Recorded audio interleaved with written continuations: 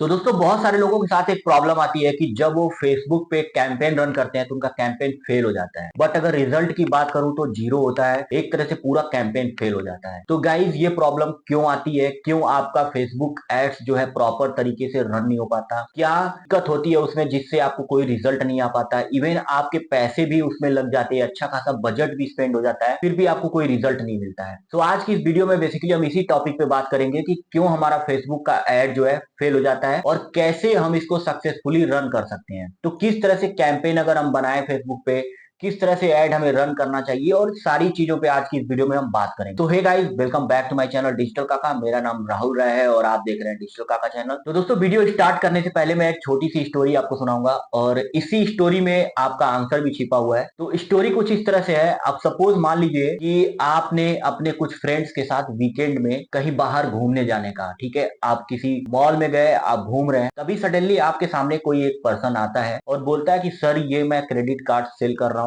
या मैं कोई ये XYZ प्रोडक्ट सेल कर रहा हूँ, प्लीज आप इसे ले लीजिए। तो आपका जवाब क्या होगा कमेंट में बताना। But most of the people जिनके जवाब होते हैं नो, उन नो बोलते हैं और उस पर्सन को इग्नोर करके चले जाते हैं। यही प्रॉब्लम होता है फेसबुक एडवर्टाइजमेंट के साथ। अब फेसबुक क्या है? फेसबुक एक सोशल मीडिया प्लेटफॉर्म है जहां पे लोग हैंग आउट करते हैं डिजिटली अपने फ्रेंड्स के साथ, फैमिली के साथ, और वहां पे अपने पोस्ट शेयर करते हैं, लाइक शेयर करते हैं, अपने थॉट शेयर करते हैं। अब इसी में अगर कोई एड्स आता है को आप नहीं जानते हैं तो आप वहां पे परचेज नहीं करेंगे वैसे, ठीक है, आप उसको इग्नोर करके चले जाएंगे, ठीक उस स्टोरी की तरह जो मैंने आपको सुनाया। तो इसमें जो सबसे पहला मिस्टेक लोग करते हैं वो डायरेक्ट सेलिंग का करते हैं। और डायरेक्ट सेलिंग का जो टॉपिक है कि आपकी स्टोरी में भी आपने देखा कि कोई पर्सन आपको आता है और डायरेक्ट कोई चीज सेल करना लगता है और आप उस पर्सन को इवन जानते भी नहीं है, ठीक है, तो ये डायरेक्ट सेलिंग हो गया। तो ठीक इसी तरह से फेसबुक पे भी है। आपने फेसबुक पे कोई अकाउंट बनाया, उसके बाद एड्स अकाउंट बनाया, आप डायरेक्ट एड्स सेल करना स्टार्ट कर दिए, यानी आप एडवर्टाइजमेंट स्टार्ट कर दिए। Even nobody knows about your brand, even nobody knows about your कि आप कौन है, कहां से आए हैं, क्या करते हैं, और आपने सीधे ऐड बनाना स्टार्ट कर दिया और अपने प्रोडक्ट को सेल करना स्टार्ट कर दिया। तो ये अगर आप करेंगे तो कभी भी आपका कैंपेन जो है सक्सेसफुली रन नहीं होगा, कहीं पे भी आपको रिजल्ट नहीं आने वाला है। तो आपको करना क्या है, इसका सॉल्यूशन भी मैं आपको दे दे रहा हूं। अब जब भी कोई बिजनेस प्रमोट करना है आपको फेसबुक एड्स के थ्रू, तो सबसे पहले आपको जो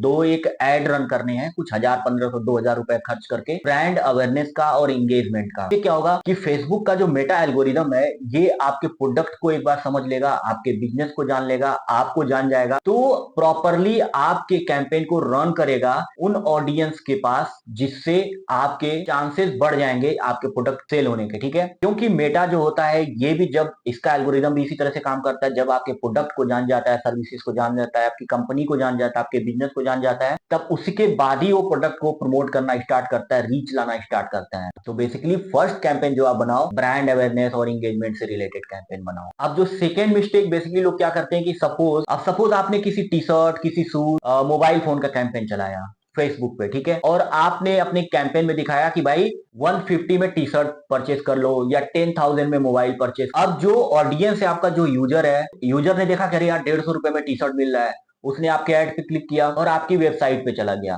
जहां पे आप अपने प्रोडक्ट को लिस्ट किए हो, यानी जिस ई कॉमर्स की वेबसाइट है या जो भी वेबसाइट है जहां पे वो प्रोडक्ट बेच रहे हो आप। अब वहां पे वो देख रहा है आपका जो कस्टमर है, ऑडियंस है, कि अरे जो एड में दिख रहा था 150 रुपए में वो टी शर्ट, वेबसाइट पे तो इन्होंने 599 डाल रखा है। तो ये हो गया मिसलीडिंग वाला। बहुत सारे लोग मिसलीडिंग मिस्टेक भी करते हैं, उसमें मिसलीडिंग कैंपेन चलाते हैं, एड में कुछ और प्रोडक्ट दिखाते हैं, साइट पे कुछ और दिखाते हैं। तो ये जो है मेटा के एकदम अगेंस्ट है, मेटा की जो पॉलिसी है एकदम अगेंस्ट है 100%। अगर इस तरह का आप करोगे तो आपका अकाउंट सस्पेंड भी हो सकता है। कैंपेन तो रन होने की बात ही छोड़ दो, आपका अकाउंट भी सस्पेंड हो सकता है, आपका अकाउंट भी सस्पेंड हो जाएगा, कैंपेन भी रन नहीं होगा। तो ये मिसलीडिंग वाला मिस्टेक आपको नहीं करना है। तीसरी मिस्टेक क्या है कि बहुत सारे लोग थोड़ा सा ओवर स्मार्ट बनते हैं। ओवर स्मार्टनेस में क्या करते हैं, जब वो अपना एक कैंपेन फेसबुक पे रन करते हैं और वो कैंपेन रन नहीं होता है, वो एड रन नहीं होता है, तो क्या करते हैं, तुरंत दूसरा अकाउंट बना लेते हैं फेसबुक का, दूसरा एड अकाउंट बना लेते हैं और उस पर सोचते हैं कि ये वाला अकाउंट मेरा काम नहीं कर रहा है, ठीक चलो दूसरा बना लेते हैं, इससे ऐड चलाना स्टार्ट करते हैं। अब दूसरे अकाउंट पे भी वो क्या करते हैं, जो पेमेंट मेथड पहले वाले अकाउंट में ऐड किए होते हैं वही पेमेंट मेथड वो दूसरे वाले में भी ऐड कर लेते हैं, दूसरे वाले अकाउंट। इवन उनको ये चीज नहीं पता है कि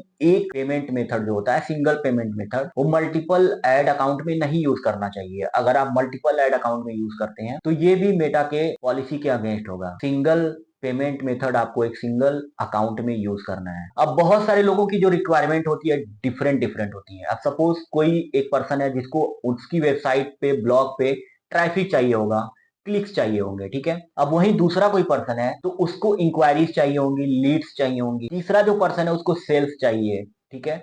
तो तीन पर्सन, तीनों की अलग अलग डिफरेंट डिफरेंट नीड है, और इसी नीड को देखते हुए मेटा ने डिफरेंट डिफरेंट एड ऑब्जेक्टिव दे रखा है। Ad objective kind of goals जो होते हैं, आप जब एड बनाओगे तो आपको ब्रांड अवेयरनेस का, क्लिक्स का, सेल्स का, लीड्स का अलग अलग ऑब्जेक्टिव मिलेगा। अब अगर आपको कोई चीज बेचनी है और आप ऑब्जेक्टिव ले रहे हैं लीड्स का, ऑब्जेक्टिव ले रहे हैं क्लिक्स का, ऑब्जेक्टिव ले रहे हैं ब्रांड अवेयरनेस का, तो प्रोडक्ट आपका कैसे सेल होगा? तो ये चीज देखना पड़ेगा आपको, ये चीज सोचना पड़ेगा। अगर कोई चीज मुझे सेल करनी है तो मुझे सेल वाला ऑब्जेक्टिव लेना है। आई वॉन्ट लीड्स, तो I have to choose lead objective. तो इसी तरह से अगर मुझे ब्रांड अवेयरनेस, ब्रांड बिल्डिंग करनी है तो मुझे ब्रांड अवेयरनेस वाला ऑब्जेक्टिव लेना है, गोल लेना है। तो यहाँ पे भी बहुत सारे ऐसी मिस्टेक करते हैं, तो ये भी आपको देखना होगा कि कहीं इस तरह की तो मिस्टेक नहीं करते हो। मोस्टली लोग करते हैं, उनका गोल क्लियर नहीं होता है, उनका ऑब्जेक्टिव क्लियर नहीं होता है, करना क्या, मुझे चाहिए क्या। तो ये चीज पहले आप डिफाइन कर लो। अब जो नेक्स्ट मिस्टेक होती है यहाँ पे क्या होता है कि ऑडियंस का। फॉर एग्जांपल, अब आपको कोई ऐसी चीज बेचनी है, अब मान लो आप किड्स वेयर बेच रहे हो, किड्स वेयर बेच रहे हो, तो